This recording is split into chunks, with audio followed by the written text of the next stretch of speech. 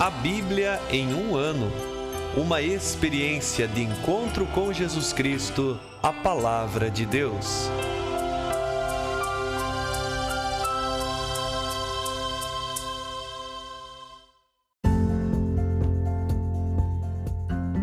Olá, eu sou Gabriel, seminarista da Diocese de Ponta Grossa, Paraná.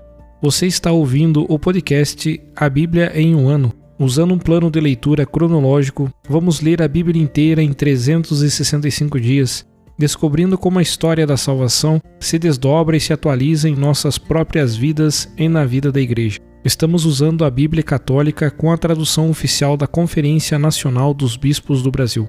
Você pode baixar o plano de leitura completo por meio de um link que você encontra na página do Instagram abiblia.emumano ou do facebook.com/seminariopg. Inscreva-se nesse podcast por meio da plataforma que preferir para receber as notificações diárias dos novos episódios.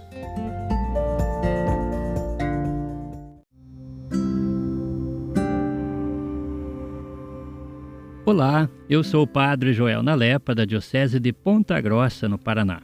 Antes de iniciarmos a leitura e a escuta dos textos bíblicos propostos para hoje, vamos pedir que o Espírito Santo ilumine nossa mente e nosso coração para que a palavra de Deus frutifique em nossas vidas. Em nome do Pai, do Filho e do Espírito Santo. Amém. Vindo Espírito Santo, enchei os corações dos vossos fiéis e acendei neles o fogo do vosso amor. Enviai o vosso Espírito, e tudo será criado, e renovareis a face da terra. Oremos. Ó Deus, que instruístes os corações dos vossos fiéis com a luz do Espírito Santo, fazei que apreciemos retamente todas as coisas, segundo o mesmo Espírito, e gozemos sempre de sua consolação. Por Cristo nosso Senhor. Amém.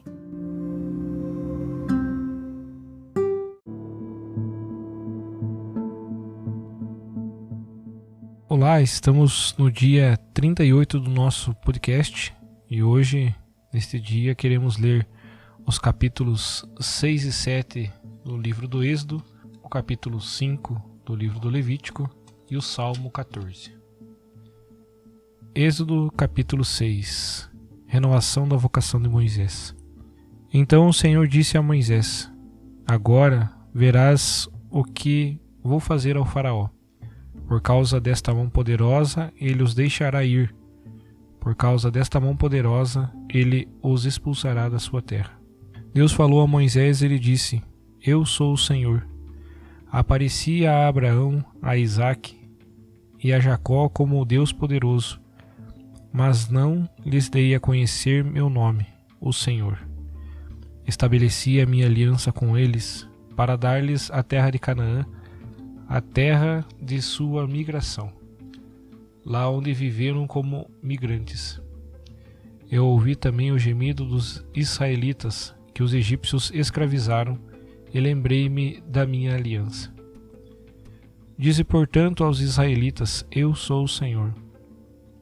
Eu vos farei sair dos trabalhos forçados dos egípcios, eu vos libertarei da escravidão, e vos resgatarei com o braço estendido, com grandes julgamentos. Eu vos tomarei por meu povo e serei o vosso Deus. Assim sabereis que eu, o Senhor, sou o vosso Deus, que vos fiz sair dos trabalhos forçados dos egípcios. Eu vos introduzirei na terra que, com mão levantada, jurei dar a Abraão, a Isaque e a Jacó, e que vos darei em posse, eu, o Senhor. Assim falou Moisés aos israelitas, mas eles não o escutaram, por causa de seu desânimo e da dura escravidão. O Senhor disse então a Moisés: Vai falar com o faraó, rei do Egito, para que deixe ir os israelitas na terra dele. Moisés objetou diante do Senhor: Se nem os israelitas me escutam, como me atenderá o faraó, a mim, que sou um homem de lábios incircuncisos? Então o Senhor falou a Moisés e a Arão, dando-lhes ordens a respeito dos israelitas e do faraó, rei do Egito, para que fizessem sair os israelitas da terra do Egito. Estes são os chefes das casas patriarcais. Filhos de Ruben, primogênito de Israel: Enoque, Falu, Elson e Carmi. São esses os clãs de Ruben. Filhos de Simeão: Jamuel, Jamim, Aod, Jaquim, Soar e Saul, filho de uma cananeia. São esses os clãs de Simeão. Estes são os nomes dos filhos de Levi, segundo as suas linhagens: Gerson, Caate e Merari. Levi viveu 137 anos. Filhos de Gerson: Lobne e Semei, segundo seus clãs. Filhos de Caate: Anram, Isaar, Hebron e Uziel. Caate viveu 133 anos. Filhos de Merari: Moole e Muzi. São esses os clãs dos levitas, segundo as suas linhagens. Anram tomou por mulher a Jocabede, sua tia, da qual lhe nasceram Arão e Moisés. Anram viveu 137 anos. Filhos de Isaar: Coré, Nefeg e Zecri. Filhos de Uziel: Misael, Elisafã e Setri. Arão tomou por mulher a Eliseba, filha de Aminadab e irmã de Naasson. Ela lhe deu Nadab e Abiú, Eleazar e Itamar. Filhos de Coré: Azir, Elcana e Abiasaf. São esses os clãs coreitas. Eleazar, filho de Arão, tomou por mulher uma das filhas de Futiel, que lhe deu Finéias. São esses os chefes das casas patriarcais dos levitas, segundo seus clãs. Estes são Arão e Moisés, a quem o Senhor disse: Fazei os israelitas saírem do Egito, na ordem de seus exércitos. Foram eles que falaram ao faraó, rei do Egito, com o intuito de fazer sair os israelitas do Egito. São esses Moisés e Arão. No dia em que falou a Moisés na terra do Egito, o Senhor lhe disse: Eu sou o Senhor. Fala ao faraó, rei do Egito, tudo o que te digo.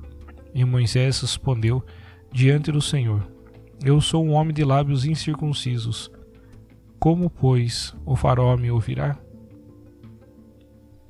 O Senhor disse a Moisés: Olha, eu te constituirei Deus para o faraó, e Arão, teu irmão, será teu profeta.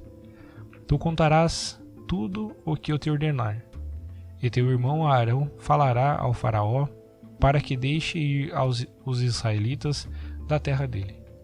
Quanto a mim, farei obstinar-se o coração do faraó e multiplicarei os meus sinais e meus prodígios na terra do Egito. Mas o faraó não vos dará ouvido, e eu farei cair minha mão sobre o Egito, e farei sair os meus exércitos, o meu povo, os israelitas da terra do Egito, com grandes julgamentos, derrotando os egípcios. Os egípcios saberão que eu sou o Senhor, quando eu estender minha mão contra o Egito e fizer sair os israelitas do meio deles.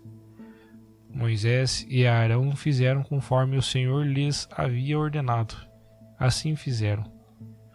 Moisés tinha 80 anos e Arão 83, quando foram falar ao faraó.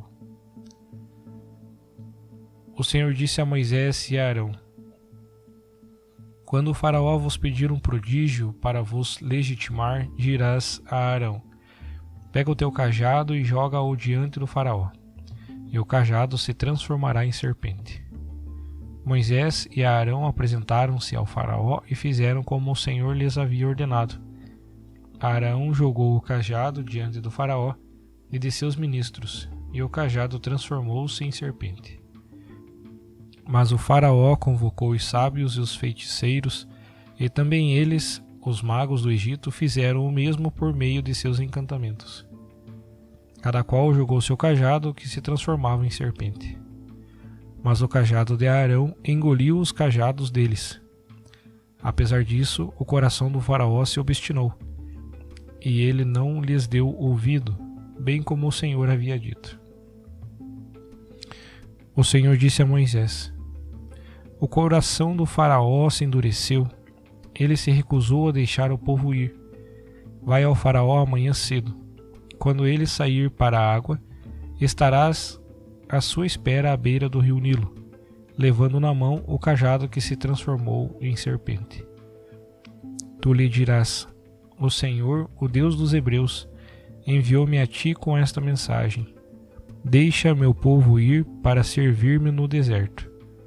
Mas até agora não me escutaste. Assim fala o Senhor: nisto reconhecerás que eu sou o Senhor.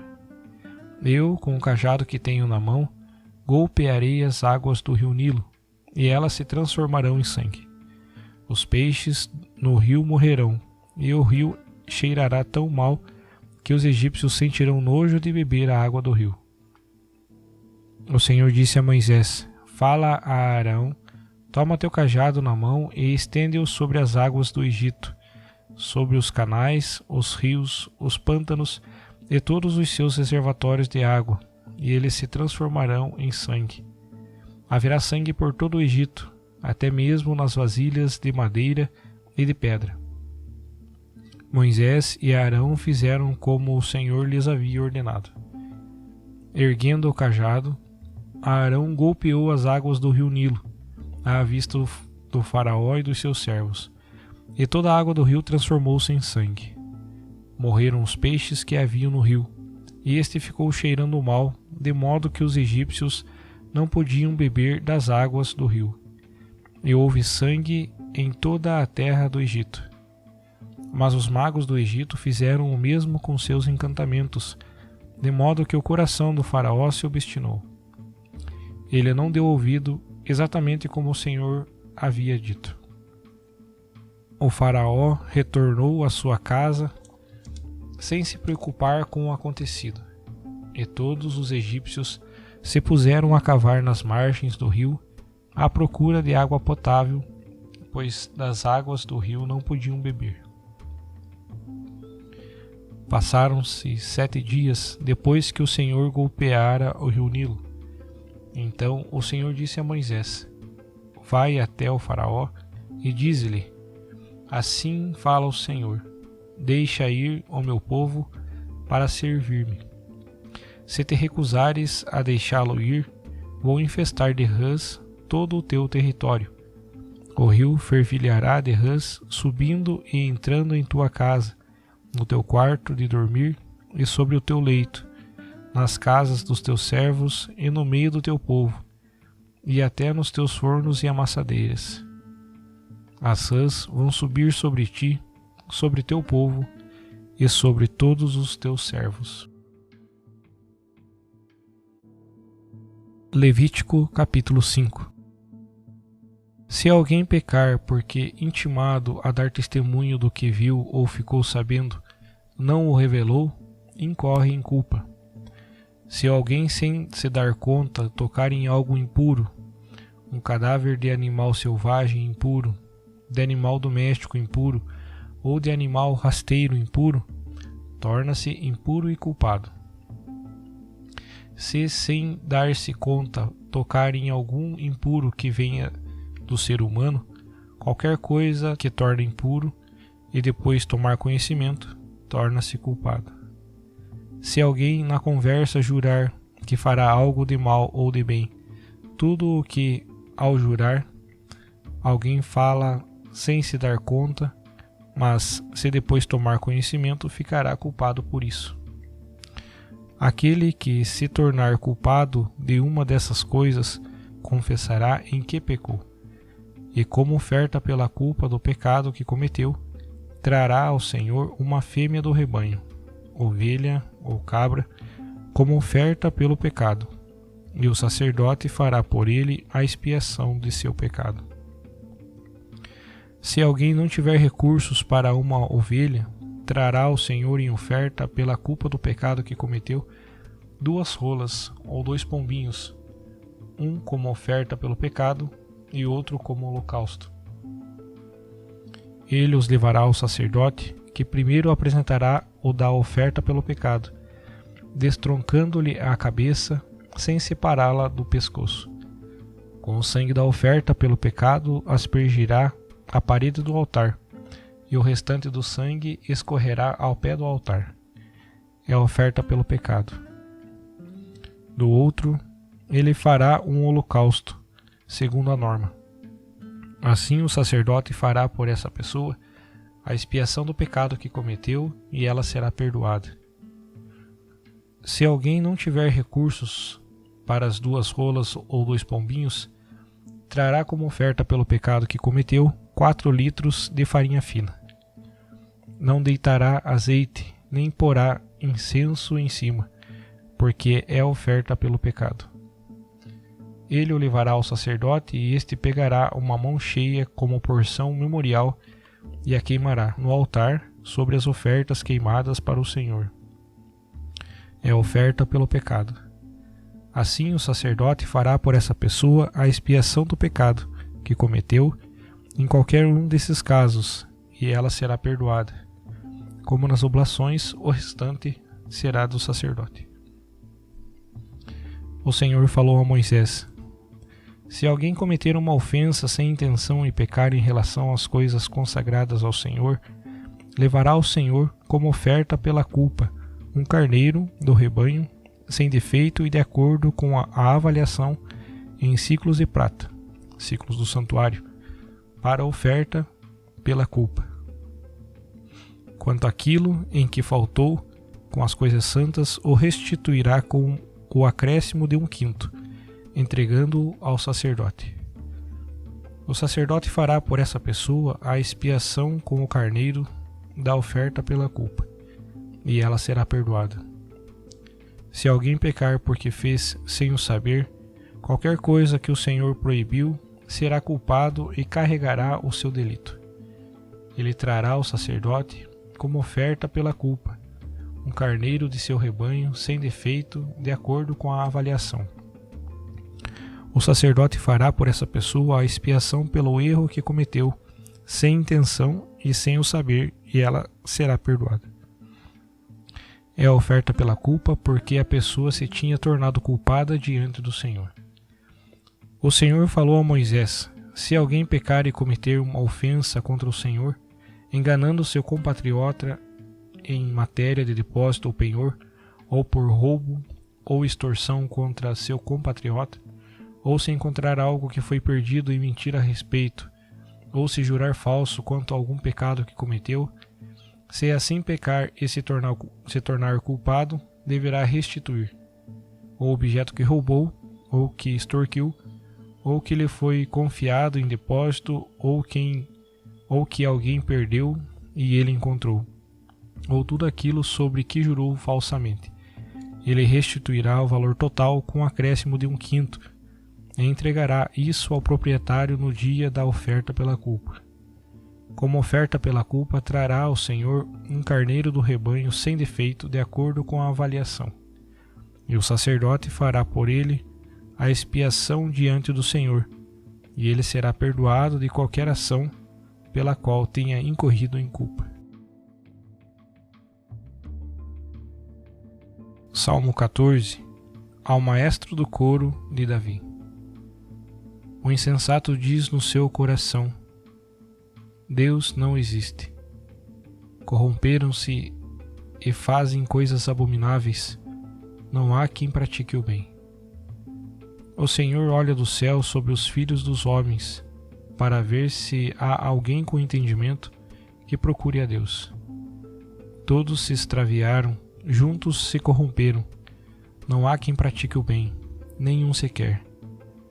Acaso não compreendem todos os que praticam o mal, os que devoram o meu povo como se comessem pão?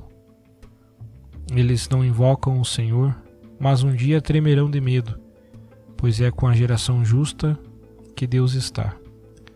Vós quereis frustrar o plano do indigente, mas o Senhor é a sua esperança. Quem fará que venha de Sião a salvação de Israel? Quando o Senhor mudar o cativeiro do seu povo, Jacó exultará e Israel se alegrará.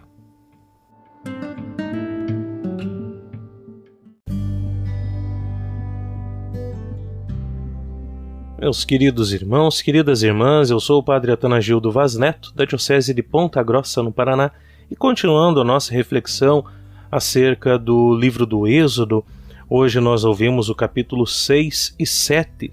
Nós percebemos novamente Deus retratando o coração endurecido do faraó. Ele fala: o coração do faraó se endureceu, mas mesmo assim Moisés e Arão vão diante do faraó. Moisés, aqui lembrado, traz a sua genealogia, a sua história, as suas origens junto com Arão. Ou seja, Deus escolhe alguém inserido no povo para que, diante deste povo, à frente deste povo, possa conduzi-lo. Nós percebemos que o faraó, com o coração endurecido, mesmo diante dos sinais que Deus realiza através de Moisés e Arão, ele não volta atrás. Ele não liberta o povo. E vejam que o faraó poderia ter atendido a este clamor por libertação e poderia sair como um grande protagonista da história, mas não, preferiu ser antagonista, como nós dizemos, preferiu passar-se como vilão, mesmo diante dos sinais que Deus realizou. E ali para frente nós vamos refletir ainda sobre uma série de sinais que virão sobre o Egito, Então nós vamos perceber o quê? Quando um coração está petrificado no seu orgulho, na sua ganância, na sua sede de poder, dificilmente, mesmo com tantos sinais, se abre à graça de Deus, se abre ao poder de Deus e à vontade de Deus. Nós vemos isto em Jesus Cristo, que por tantas vezes realizou sinais maravilhosos, mas mesmo assim os corações de alguns judeus, principalmente daqueles que estavam à frente do povo, líderes religiosos como sacerdotes do templo, como fariseus, saduceus, mestres da lei, doutores da lei, estavam justamente com o coração fechado, com o coração de pedra diante daquilo que Jesus realizava e não conseguiram reconhecer a presença de Deus ao seu lado, caminhando com o seu povo. E nos dias de hoje também é assim. Percebemos tantos sinais da graça de Deus no mundo e mesmo diante destes sinais há corações endurecidos. Corações de pessoas que, inclusive, vejam só, defendem a morte de inocentes, quando, por exemplo, promovem o aborto, ou tentam justificá-lo, tornando como algo aceitável. Como aceitar a morte de alguém que é totalmente inocente, que não tem culpa alguma de estar sendo gerado no ventre de sua mãe? Vejam só, corações endurecidos ainda no dia de hoje.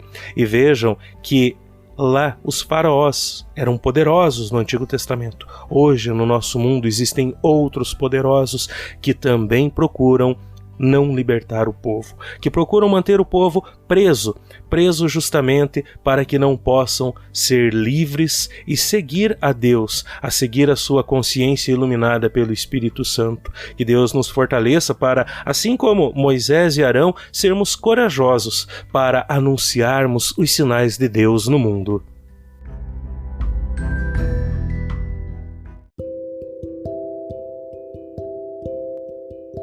Querido irmão, querida irmã, após a leitura e a meditação da Palavra de Deus contida na Sagrada Escritura, peçamos que o Espírito Santo inspire as nossas ações a partir do mistério de Jesus Cristo, o Verbo encarnado. Oremos. Ó Deus, concedei ao vosso povo alimentar-se cada vez mais da vossa palavra e nela encontrar a fonte da vida. Por nosso Senhor Jesus Cristo, vosso Filho, na unidade do Espírito Santo. Amém. Quem vos fala é Dom Sérgio Arthur, bispo da Diocese de Ponta Grossa, no Paraná. Desça sobre vós a bênção de Deus Todo-Poderoso, Pai e Filho e Espírito Santo. Amém.